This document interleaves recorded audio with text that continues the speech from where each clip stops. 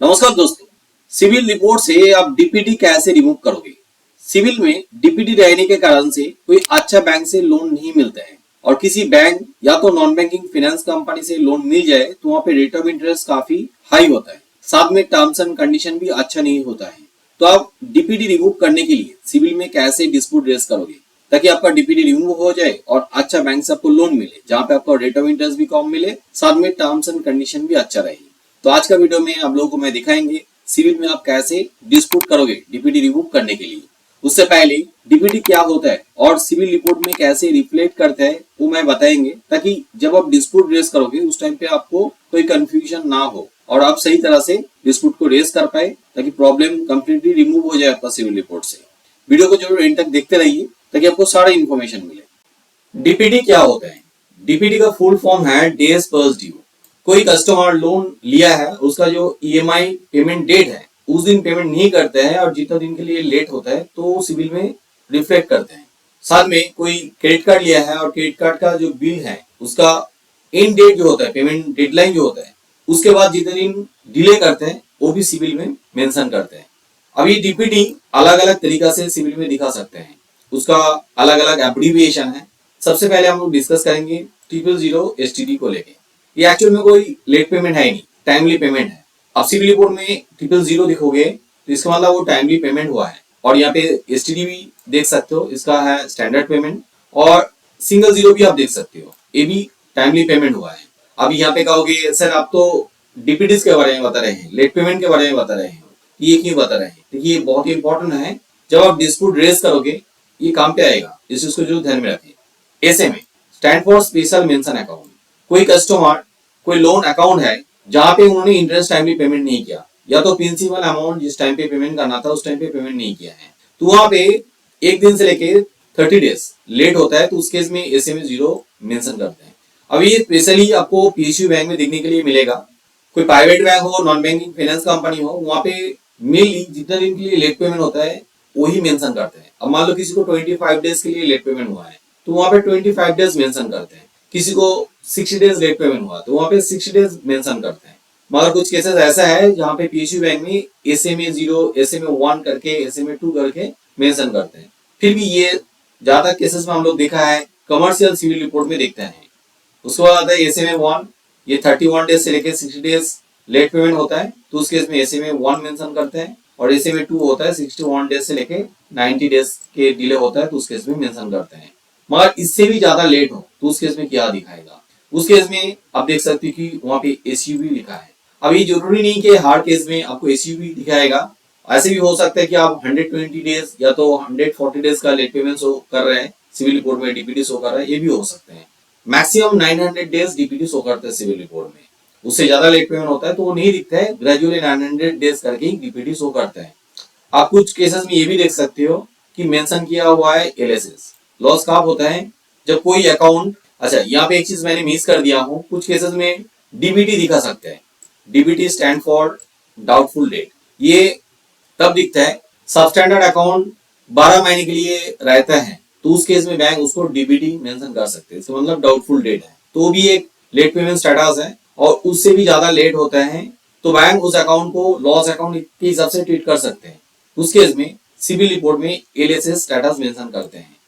अब civil report में DPT क्यों देखते हैं? देखिए ये कोई टेक्निकल एरर भी हो सकते हैं, कभी कभी क्लरिकल मिस्टेक भी हो जाता है। हमने टाइमली पेमेंट कर रहा है फिर भी आपका रिपोर्ट में डीपीटी दिख रहा है, तो इसका रीजन टेक्निकल प्रॉब्लम हो सकते हैं या तो क्लरिकल मिस्टेक भी हो सकते हैं।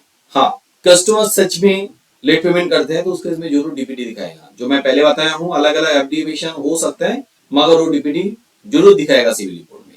यहाँ पे और एक इम्पोर्टेंट इन्फॉर्मेशन आपको देंगे, वो है गलती से आपका सिविल रिपोर्ट में डीपीटी शो कर रहे हैं, टेक्निकल प्रॉब्लम हो सकता है, क्लरिकल मिस्टेक हो सकते हैं या तो दूसरा कोई रीजन भी हो सकते हैं, वो 100% क्लियर हो जाएगा आप सिविल में डिस्प्यूट रेज करोगे तो। मगर सच में आपने लेट पेमेंट किया है, डीपीटी शो कर रहे हैं, उस केस में रिमूव होना बहुत ही डिफिकल्ट है। वहां पे डिस्प्यूट जरूर कर सकते हो, प्रॉक्सी आप दे सकते हो, कैसे वो आप करोगे वो मैं यहाँ पे दिखाएंगे, मगर वहां पे हमेशा रिमूव नहीं होता है, ज्यादा केसेस में रिजेक्ट हो जाता है। बिना सिविल एक्टिविटी एजेंसी हम लोग देखा है मोर देन 80% से लेकर 90% केसेस में वो डिस्प्यूट रिजेक्ट हो जाता है। हाँ, कुछ केसेस में सक्सेस भी मिलता है। कभी कभी ऐसे देखा जाता है कि आपने जितना सारा लोन लिया है वो टाइमली पेमेंट किया है, मगर फिर भी आपका सिविल रिपोर्ट में डीपीडी शो कर रहा है। मगर अब अचानक से उस लोन को रीड किया है तो आपको पता चलेगा वो लोन आपने लिया ही नहीं है, कोई दूसरा लोन है। अब ये डेटा मिक्सिंग के कारण से होता है। अब डेटा मिक्सिंग होता है क्या? डेटा मिक्सिंग होता है दो व्यक्ति के अंदर में डेटा मिक्सड हो जाता है। ये इसलिए होता है, हो सकता है दो व्यक्ति का नाम सिमिलर है, दो व्यक्ति का कॉन्टेक्ट डिटेल्स या तो डेट ऑफ बर्थ सिमिलर है, इस कारण से कभी कभी ऐसा डेटा मिक्सिंग हो जाता है। हमेशा होता है ऐसा नहीं है, कभी कभी होता है।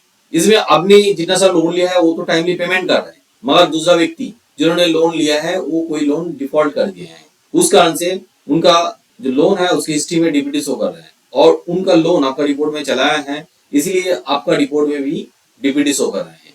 अब इसको कंप्लीटली रिमूव कर सकते हो, सिर्फ डीपीडी नहीं, कंप्लीट लोन अकाउंट रिमूव हो जाता है। वो आप कैसे करोगे मैं आगे चल के आप लोगों को दिखाएंगे। आपका सिविल रिपोर्ट में कोई डीपीडी शो कर रहा है तो उसके लिए आप कैसे डिस्प्यूट डालोगे? अब यहाँ पे दो तरीका से डिस्प्यूट डाल सकते हो। Being a civil litigation agency हम लोग इनिशियली ये दो प्रोसेस फॉलो करते हैं। एक online dispute through CIBIL portal में लॉगिन करके डिस्प्यूट डाल सकते हो। दूसरा है रिटर्न कंप्लेन कर सकते हो।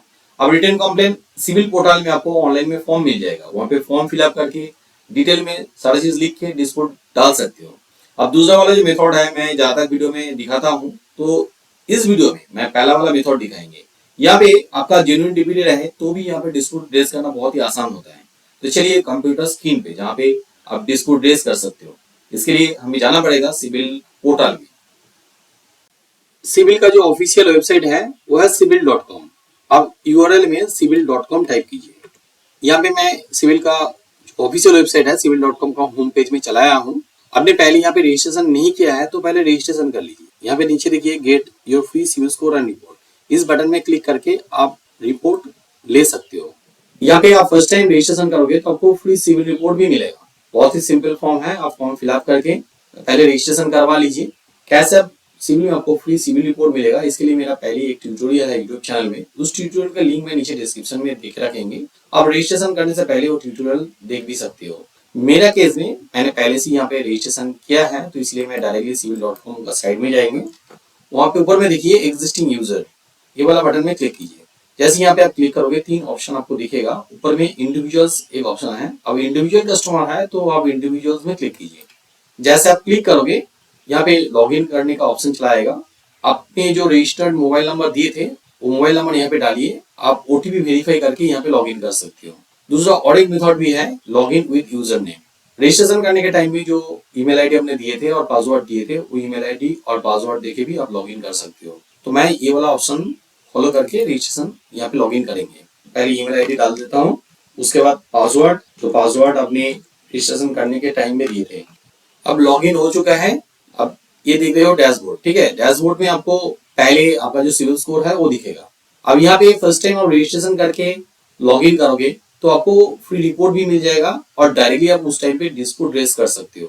मगर आपने पहले से रजिस्ट्रेशन करवाया है और 4-5 महीने पहले आपने रिपोर्ट चेक किया है, वो रिपोर्ट के थ्रू आप यहाँ पे डिस्प्यूट नहीं डाल सकोगे। आपको रिपोर्ट को रिफ्रेश करना पड़ेगा। सालाना एक बार रिपोर्ट फ्री में मिलता है। आप यहाँ पे फ्री रिपोर्ट रिफ्रेश करके मिल जाए तो उसके थ्रू आप यहाँ पे डिस्प्यूट डाल सकते हो। मगर रिफ्रेश करके नया रिपोर्ट आपको नहीं मिल रहा है तो आपको यहाँ पे सब्सक्रिप्शन लेना पड़ेगा। तो मेरा केस में देखिए मेरा रिपोर्ट थोड़ा पुराना है 9 Feb 2026। तो मैं यहाँ पे पहले मैं इसको रिफ्रेश कर लेता हूँ, उसके बाद मैं यहाँ पे डिस्प्यूट डालेंगे। व्यू प्लान पे चलते हैं। यहाँ पे 3 प्लान है, 1 महीने के लिए, 6 महीने के लिए, 12 महीने के लिए।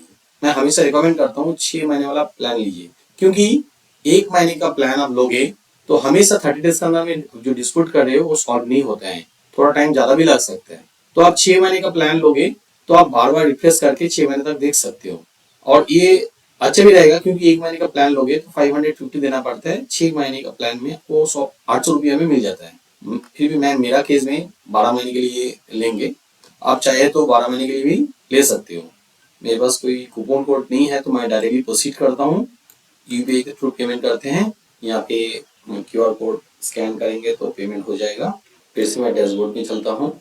देखिए 16 मार्च का रिपोर्ट है जिस दिन मैं ये रिकॉर्डिंग कर रहा हूँ। डिस्प्यूट करने के लिए पहले व्यू योर सिविल रिपोर्ट इस लिंक पे क्लिक कीजिए। अब रिपोर्ट को अच्छे तरह से देख लीजिए। रिपोर्ट में कहाँ पे प्रॉब्लम है वो भी आपको देखना चाहिए। आप हर जगह में डिस्प्यूट रेज कर सकते हो। तो मैं देख लिया हूँ कहाँ पे मेरा अकाउंट में डीपीडी है और उसके लिए भी यहाँ पे डिस्प्यूट डालेंगे। तो थोड़ा स्क्रॉल करके नीचे आते हैं। यहाँ पे देखिए रेज अ डिस्प्यूट, एक लिंक आपको मिलेगा। इस लिंक पे क्लिक कीजिए। जैसे क्लिक करोगे इस पेज पे चलाओगे, थोड़ा स्क्रॉल करके नीचे चलाइए। यहाँ पे हमें अकाउंट सेक्शन में डिस्प्यूट डालना है, तो मैं अकाउंट सेक्शन में इस जगह में क्लिक करेंगे। उसके बाद फाइंड सॉल्यूशन में यहाँ पे क्लिक कीजिए, थोड़ा स्क्रॉल करके नीचे लाइए। यहाँ पे देखिए रेज अ डिस्प्यूट एक बटन आपको मिलेगा, इसमें क्लिक कीजिए, थोड़ा नीचे चलाइए। यहाँ पे आपका जितना सारा ओपन अकाउंट है वो दिखेगा और साथ में ये शो मोर रिकॉर्ड्स में आप क्लिक करोगे तो जितना आपका क्लोज अकाउंट है वो भी दिखेगा। तो एकदम नीचे अकाउंट है यूको बैंक का जो बहुत ही पुराना है। यहाँ पे सारा अकाउंट डिटेल्स आपको नहीं दिखेगा, मगर आप प्रोसेस को समझ लीजिए, आपको आसान रहेगा कि ऐसे आप डिस्प्यूट रेज करोगे, समझ में चला आएगा आपको। यहाँ पे देखिए राइट हैंड साइड में एक एरो दिख रहे हैं, इस एरो में क्लिक कीजिए। अकाउंट डिटेल्स यहाँ पे आपको दिखने के लिए मिलेगा। मैं शुरुआत में बताए थे कि डेटा मिसिंग के कारण से आपका रिपोर्ट में कोई ऐसा लोन दिखा रहा है जहाँ पे बहुत सारा डीपीडीज है मगर वो लोन आपने लिया नहीं है, तो उस केस में आप अकाउंट को कम्प्लीटली रिमूव कर सकते हो, सिर्फ डीपीडी नहीं। तो ऐसा प्रॉब्लम है तो उसके लिए यहाँ पे देखिए account does not belongs to me, इस चेक बॉक्स में टिक करके आप डिस्प्यूट डाल दीजिए। अकाउंट मेरा ही है तो इसलिए इस चेक बॉक्स में मैं क्लिक नहीं करेंगे, डीपीडी जहाँ पे है वहाँ पे मैं डिस्प्यूट के लिए इनपुट देंगे। इसके लिए आपको जाना पड़ेगा पेमेंट स्टेटस, और यहाँ पे देखिए अकाउंट में सारी जगह में सही है, एसटीडी दिख रहा है या तो ट्रिपल क्रॉस दिख रहा है, वो भी सही है कि नॉट रिपोर्टेड है, कोई डीपीडी नहीं है। मगर बीच में देखिए अक्टूबर 2018 में 17 डेज का एक डीपीडी शो कर रहा है, तो मैं इसको एसटीडी कर देता हूँ। ठीक है, तो स्क्रॉल करके नीचे ला आता हूँ। यहाँ पे देखिए कंटिन्यू ये जो बटन है इनएक्टिव दिख रहा है, तो इस केस में मैं फिर से अकाउंट डिटेल्स में आएंगे। यहाँ पे जो क्लोज डेट है इसको थोड़ा मैं चेंज कर देंगे, 17 की जगह में मैं 18 कर देता हूँ।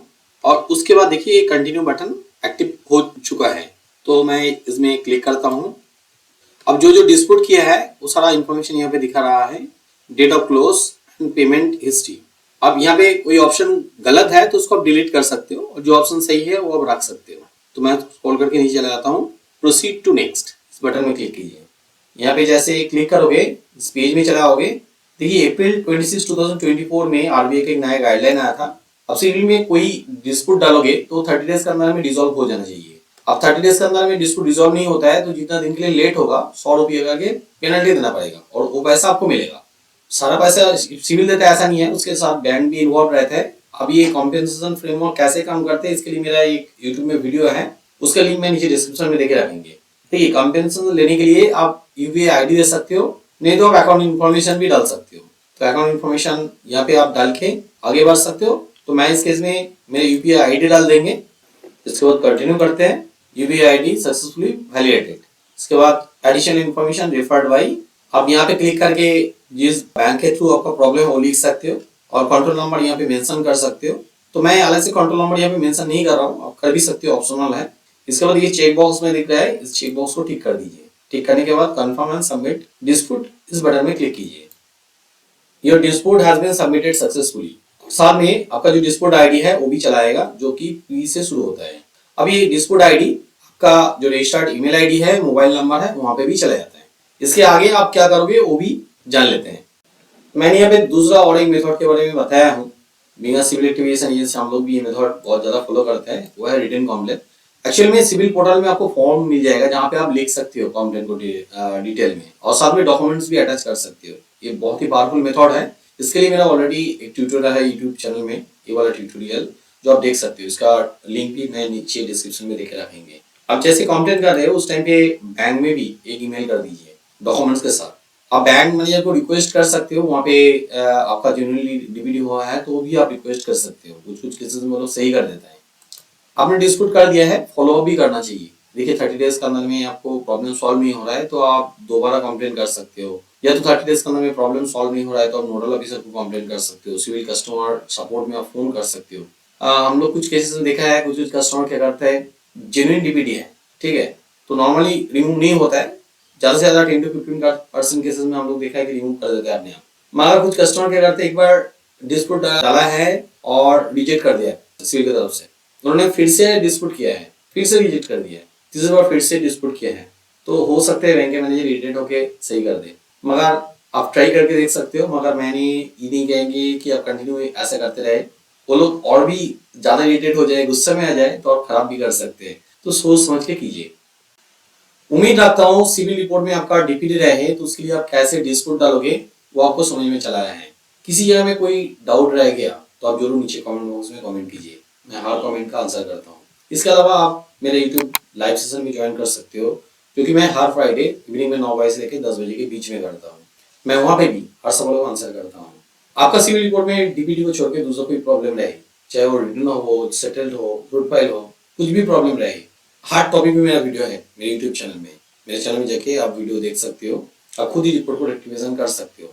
इसके बाद आपको लग रहा है नहीं मेरे चैनल में आपका जो प्रॉब्लम है उस टॉपिक में वीडियो नहीं है, तो उसके लिए भी आप वीडियो रिकमेंडेशन मेरे को कमेंट के थ्रू कर सकते हो। आपका जो रिकमेंडेशन है मेरा टीम सिलेक्ट कर लेगी, तो उस टॉपिक पे भी मैं जल्दी से वीडियो बना देंगे।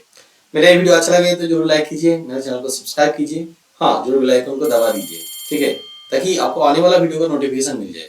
वीडियो के अंत तक देखने के लिए बहुत बहुत धन्यवाद।